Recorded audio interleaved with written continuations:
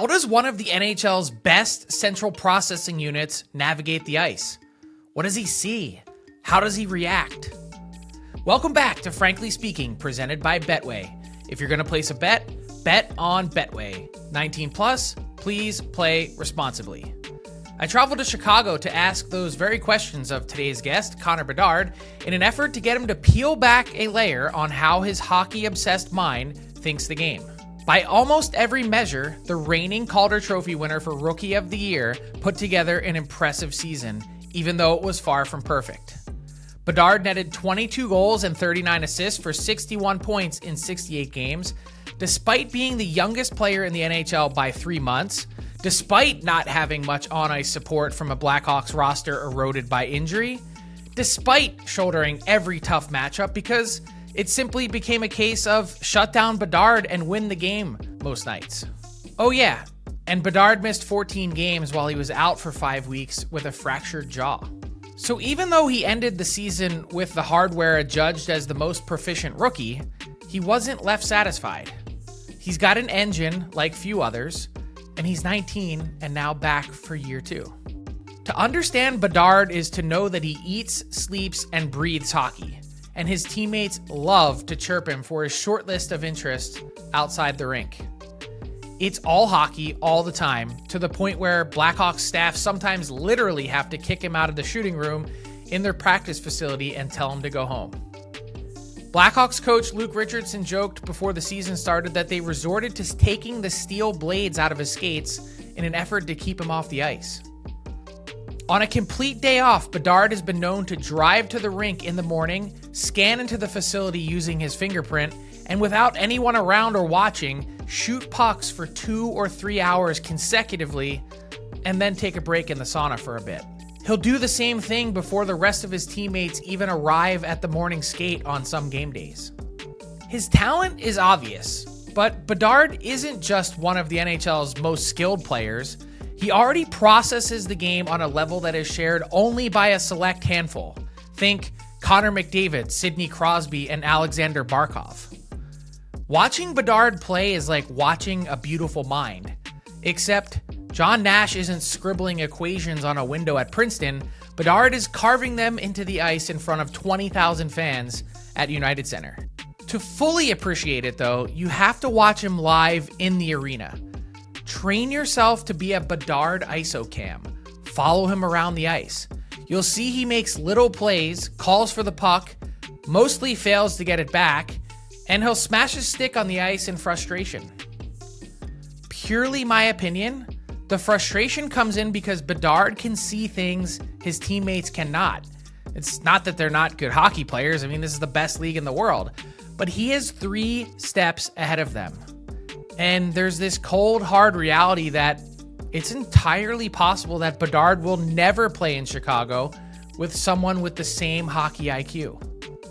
I asked Bedard about that in our conversation about the frustration that sometimes sets in. He said he doesn't look at it that way, that he's maybe not thinking the game differently. But as you listen to Bedard explain his off-season training, it's not hard to think about him playing hockey with a Rubik's Cube in his hand. He's constantly spinning and clicking, looking for the right combination to unlock the puzzle. We'll talk about all of that, plus his newfound interest in football, his quest to get better in the summer, living alone in a big city as a teenager, how he keeps his condo clean, and managing expectations.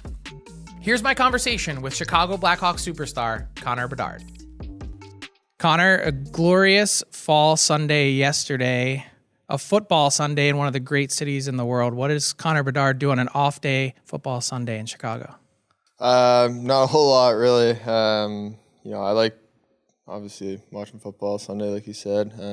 Always go for a little walk or something and just kind of hang out. Nothing crazy, really. I understand you've become a bigger football fan or gotten into football more. What's your squad? I guess now, like, I do root for the Bears, but kind of just whoever's on my fantasy team I'm cheering on. But, I don't know. I just enjoy, I think it gets your mind off the game a little bit, something for me, so yeah. So the easy answer, I guess, when you're a Canadian is pick the city you're playing in. That's a good one. Yeah. You were never drawn to the Seahawks? No, not really. I wasn't as into it when I was younger. I always watched a little bit, but I think I remember my dad kind of rooting for him a little bit. A lot of people in Van just because it's close, obviously them and the Mariners. But yeah, I was never really a Seahawks fan. And who's in your fantasy football league with you? I'm in a couple. I'm in one here, and then my buddies back home. We have one, so it's fun. Are you any good? Yeah, I'm doing all right so far. Hopefully end it off good. Who's got the best fantasy football squad on the Hawks? I think Kershey's actually winning right now. He's in the lead. He's got a good team. I think Dub's team's pretty good. So we'll see though. All right, let's talk hockey. Year 2, how much more comfortable do you feel just, kind of knowing exactly what you were stepping into this time around as opposed to experiencing it all for the first time? Yeah, it makes a difference for sure. Just comfort and maybe you're a little more relaxed, I think, coming in and everyone. Last year, didn't really know anyone coming in and, obviously you want to make a good first impression on the ice, off the ice and stuff. Now I just feel like, I got to be me and, I feel good. Feel like I've came in relaxed and, we all are pretty motivated, obviously. How long do you think it took you to settle in last year? Like I was at your debut in Pittsburgh, like media filled up an entire locker room. That's a lot of eyeballs, a lot of pressure. When do you think you finally really settled in? Yeah, I mean, I don't really care too much about pressure or, media talking about me or whatever. I think, I expect a lot of myself and, I put more pressure on myself than anyone else would. So that's always kind of how I looked at it. And, I felt pretty good right away. And obviously there's little adjustments you make, but I think everyone has that. When you think about adjustments that you make as the course of the season went on last year, what do you think stood out to you in terms of, different things that you had to acclimate yourself to? Yeah, I think a big thing is outside of the game is your routine. You're playing so much, just doing what you need to do to feel good. And then on the ice, I think just when to make plays, what's going to be there kind of, I think just coming from junior, you can obviously do a lot more. It's you coming in the best league in the world, but just figuring out where I can make plays, and then you feel like you can be, almost just as effective. You mentioned routine. Is there one sort of secret or hack that you found? Like what have you changed up as you've gotten used to an 82-game schedule? I think honestly, like lifting a little more. In junior, we didn't really work out too much. We would if we had a couple days off or something, but I think just obviously not a lot, but it takes you 20 minutes and just to keep your strength throughout the year. And I think that goes a long way by the time the year's coming to an end, I guess. So would you lift just on off days, or do you lift after the game? Yeah, maybe after the game, before some practice stuff, and not all the time. You don't want to tire yourself out, but just here and there, just kind of maintain what you work for through the summer, I guess. What about nutrition and rest? What'd you learn? I've always been a really good eater, so that part came easier. And then just taking care of your body, make sure you're feeling good. Good sleeps is a big thing. You're on the road a lot. A lot of the time you're flying and getting back 2-3 in the morning. So just get your sleep when you can, and take care of yourself on off days, and really off days by the end of the year come really important. Mm-hmm. When you think about just the other things that come with a really long season, I know this is going to sound like a weird question, but you had the injury and the broken jaw, and you're missing time, right? In an odd way, was that maybe beneficial for you to kind of take a reset and kind of, it's a long year, like it's the first time you're going through that. Did you find that might have helped you at all when you got to the end of it?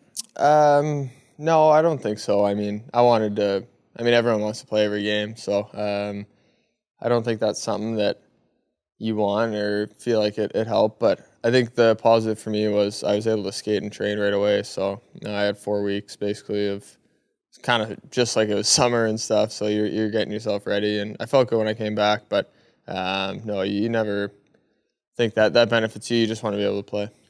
Was it frustrating to sit out? I mean, you're gearing up for a whole season, and that just hits you, and like you said, kind of come to a full stop. Yeah, I mean, you ask anyone when they get hurt, it's tough, and you never want that to happen to anyone. So for me, what I love to do is play the game, and I work so hard in the summer and off days, whatever, to feel good for the games, and that's what you live for. So it's frustrating when you miss time, but in the end, it's part of the game, and it's kind of how I thought about it. We all know what happened last year with the injuries. I mean, you guys were missing a ton of different bodies at varying points, and it felt like at some points, watching from afar, that a lot of what the Hawks were trying to accomplish kind of came down to you and was on your shoulders. When you're missing guys in the lineup, like, how do you feel like you handled the weight of that in terms of, maybe did you feel at any points you maybe tried to do too much? No, I mean, I'm out there, I'm playing my game, and, if guys are hurt or guys are out or whatever, I think, I don't really change much. But in the end, my job is to create offense and to produce, and, whether we got a full lineup or guys missing. So, I'm always just playing my game, and obviously with it being my first year, just trying to get better every night. So that never really changed how I approached the game. Who do you think you leaned on last year for support, to bounce things off of, to, the vets to learn? I mean, I think when you're away from the rink, I mean, my parents, of course, and I think on the team, probably the biggest guy I would talk to the most is probably Radish. He's now in Washington, but we just lived in the same building, and could hang out and talk about the games and stuff and whatnot. So he was a guy that I'd kind of talk about stuff too if things weren't going well, or we just wanted to hang out and talk. Was it, I know you've been away from home for a while, but what was it like living on your own? It was good. Yeah, it's a bit of an adjustment, but I think it was good for me, just kind of mature a little bit and know how to do some stuff. So yeah, I think it was good, and I'm fine with being on my own a bit. I don't mind some alone time, but my parents came down here and there, and I think it was a good balance of both.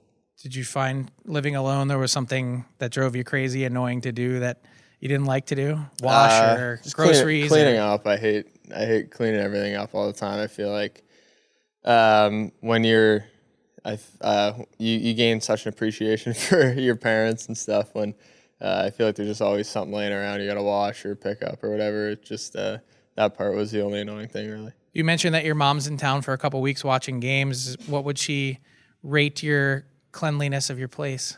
If she comes whenever, she's always kind of ripping me when she gets there about stuff being around. I clean it whenever she comes, and I think it's nice, but she's always got something that isn't right or not in the right spot, and then I'll be at the rink or whatever. She'll maybe clean up, and then I can't find anything. She moved everything around, so she's good though. It's nice when obviously one of my parents come or my sister comes, here and there, kind of, not only that, but just spending time with them and stuff. Take me into the summer. So you get through year one, obviously a successful season. You win the Calder. Lots of reasons to feel good about things. What did you set your sights on in training over the summer?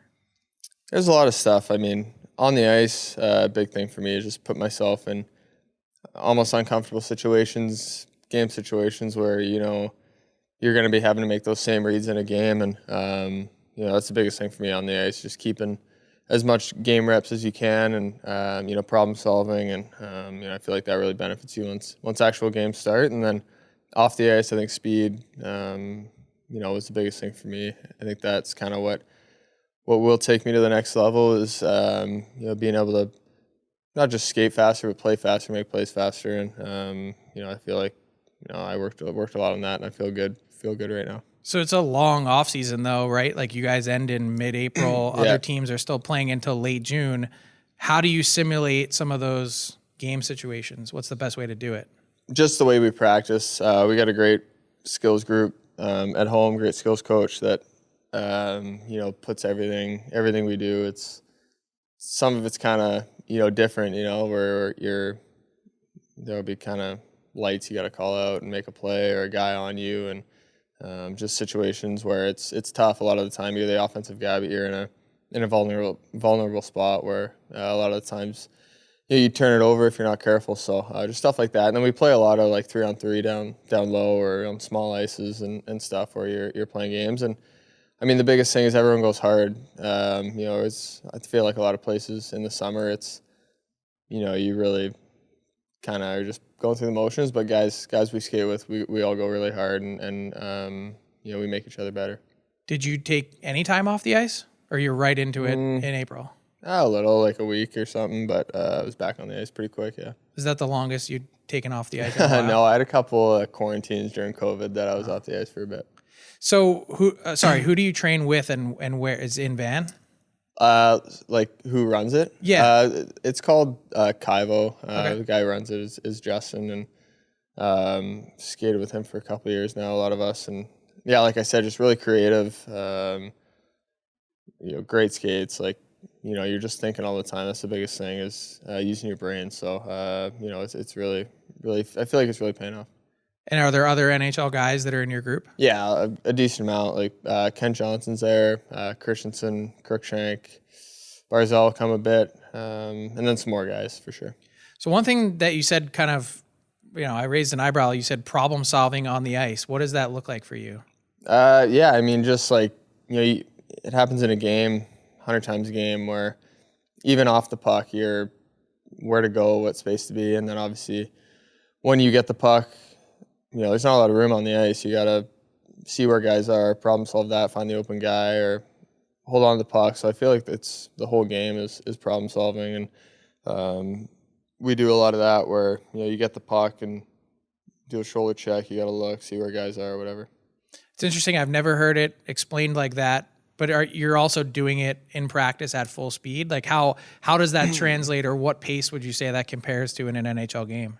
I mean, we're going hard, and then there's some stuff where maybe it's like simulating a power play or something where, you're not always skating as fast as you can. I think that's people get mixed up with, hard work, is you can be working really hard but barely moving, So, I think that's the thing is just thinking the game, and that's probably the rarest skill is hockey IQ, and I think if you can do what you can to work on that, it's going to help you.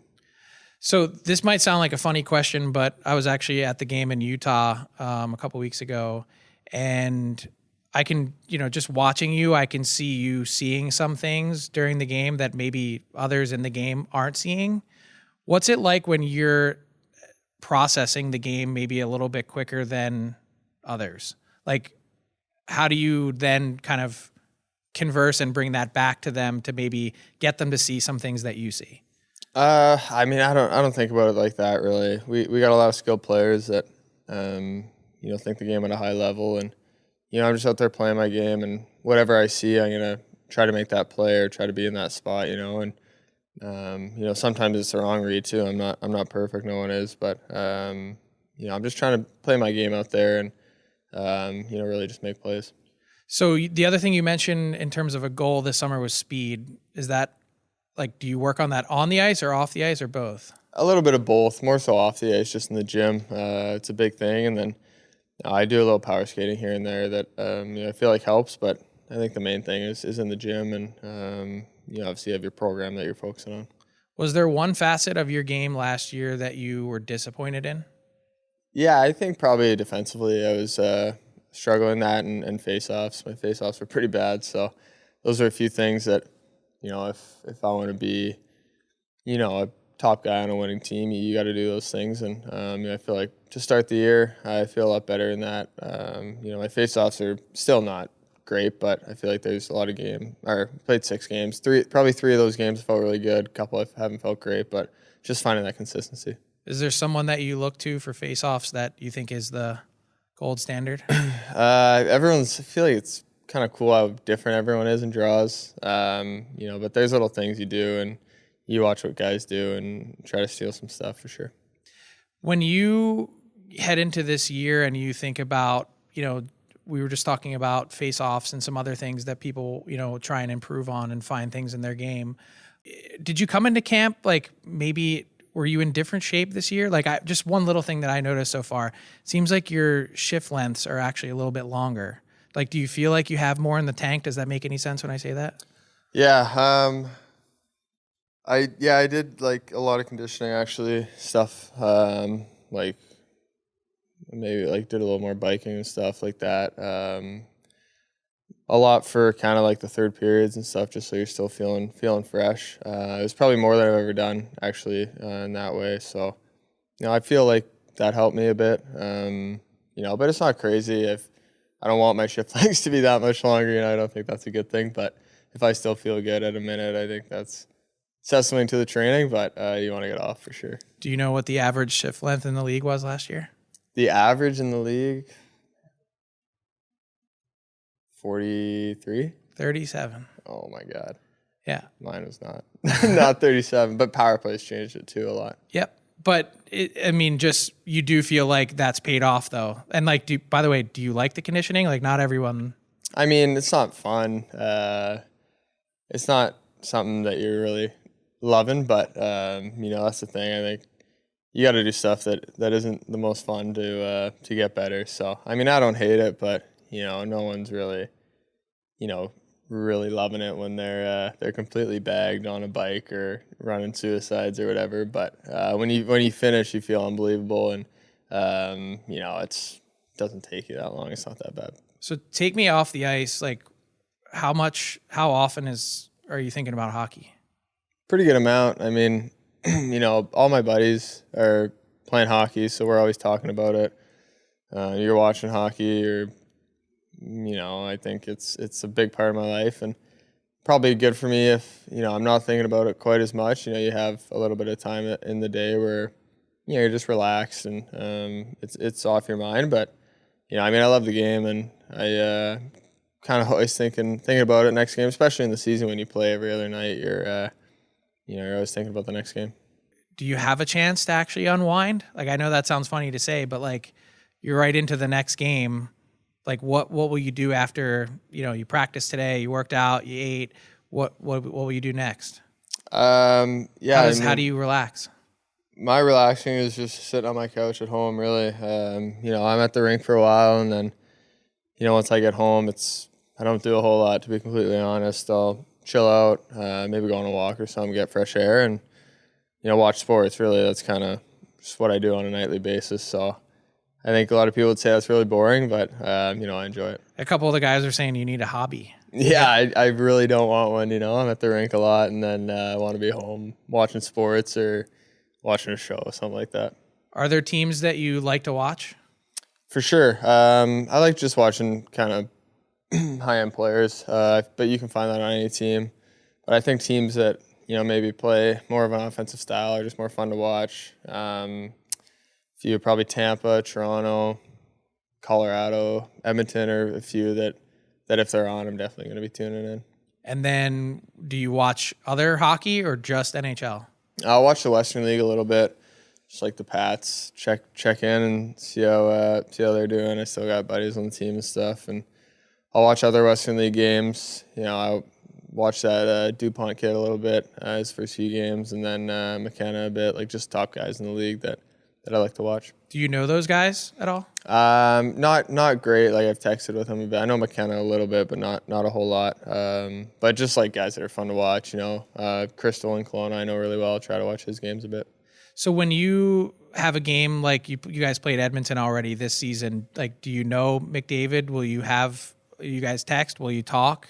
I know him a little bit, but you're playing the game. You're not really talking. I know him and Leon a little just from training in Toronto with them a couple weeks a summer. So they're great guys, and I mean you love those games. Just like they're the pinnacle of what a hockey player is, and it's a good measuring stick, not only for myself but for our team. So those are fun games. Did you find that any of those guys, whether it was Sid or whoever else, like had they been helpful to you? Reach out, say something at varying points as you're kind of what you're navigating is unique. Those guys have been through it before. They're kind of the only ones recently before you. Yeah, they've texted or I've seen them at camps or whatever, and they give a little advice, but in the end it's about experiencing it. Really, there's only so much someone can tell you. I thought Halsey was really good with me. He was obviously a first overall pick, and he had some of the same experiences, so having him in-house and getting to kind of talk me through some stuff was good, but those guys have been good for sure. I mean, you're a pretty reserved guy. Did anything about the first year experience with all those eyeballs, did any of that overwhelm you at all? No, I mean, it's kind of a slow progression, but I think I'm not a guy that loves being in front of the camera or anything. I think there's guys that, really thrive with, being off the ice, showing their personality or whatever, but I'm pretty boring in front of a camera, so that's a different thing for me. not something that I love, but obviously it's part of it, and you got to learn to just deal with it, and it's all fine. Well, you're doing fine. Yeah. This year, how different does it feel? I mean, obviously, a lot more support, more vets, more players, just the vibe around the team to start this year. Feels good. We want to win. I think last year was really disappointing for us. We all went into the summer with a lot of motivation, and then we brought in a lot of guys, and they're guys that have done really well individually, but also won. I think we brought in 3 or 4 guys that have won a cup or multiple cups. So that's hard to find, and just with them coming in, they don't want to be on a losing team, and we're really driven every day. Our practices have been really high pace, and in the games, I feel like we've played really well so far. Obviously, we got to get more wins, but it definitely feels like we're going in the right direction. Are you goal oriented? Do you have like an index card that you write things down on before a season started? Yeah, I got stuff that I want to do. I keep it all private, but can you give me one this year? What's on Connor Bedard's list that he wants to accomplish? Maybe a boring one. Probably just be like a plus player, something that I want. But then there's other stuff that I want for sure. What was your minus last year? It's a lot. 44? Something like that. Yeah, not good. Did that eat at you a bit? I mean, it's pretty embarrassing, to be honest. It's a stat that you can look at in any way. There's, I don't know, I've never really taken too much account into that stat, but when it gets to that point, it means a little bit, it's that bad. So something I want to be better in for sure. Well, I don't think it's embarrassing given what you guys went through last year and also the amount of time you were on the ice. But when you look at, you mentioned defensive responsibilities, like how do you feel like you have a better handle on what that's like? Yeah, I think it's such a mindset, I want to be in the offensive zone. I want to have the puck, when we're in the defensive zone. It's not, what I love to do. I want to be making plays or whatever, but it's such a big part of the game. You don't want to be the reason your team's getting scored on. And, just as a 5-man unit, if you're all doing what you're supposed to be doing, it's not easy to break down a system in the NHL, So I just want to be doing my part in my own end and, be predictable for my teammates, yeah. How can you be an impact player without the puck? Well, you play 90% of the game, 95% of the game without the puck. So just finding quiet ice, and I think that's something that I've improved on for sure. That's a skill to learn, right? Yeah, 100%. I think in junior, not to sound arrogant or whatever, but I had the puck on my stick, the whole all game. Yeah. So it's different now. You got to find other ways to produce offense, and I think I'm getting better at that for sure. Was there anything about the level change that surprised you, like that was really eye-opening? I think just commitment to defense from everyone. There's less holes in a team system or a team's unit, so just knowing where to make plays, and knowing that where a guy's going to be, it becomes easier in your own end because you know where everyone's going to be. Where you're getting the puck, out, so you can put the puck. And but then offensively, obviously, it's not a lot of room out there, and it's such a fun challenge. And I feel like I got a lot better throughout the year, and this year I feel good. Really love getting some insight into kind of how your brain works. You mentioned problem solving, kind of like putting a puzzle together. So really enjoyed the conversation. I'll leave you with this. I just want you to finish the sentence for me. Year 2 for Connor Bedard and the Chicago Blackhawks will be a success if we win a lot of hockey games. That's what it's all about. Yeah. Connor, thanks so much for your time. Really appreciate it chatting. Appreciate it. Thank you. What's up, hockey fans? If you enjoyed that video, then you need to be hitting the subscribe button right here at Daily Faceoff. Exclusive interviews and analysis from our hockey insider Frank Seravalli, fantasy updates from Brock Sagan, and a daily live show at noon Eastern, Monday through Friday. You don't want to miss any of the fantastic content, so hit that subscribe button.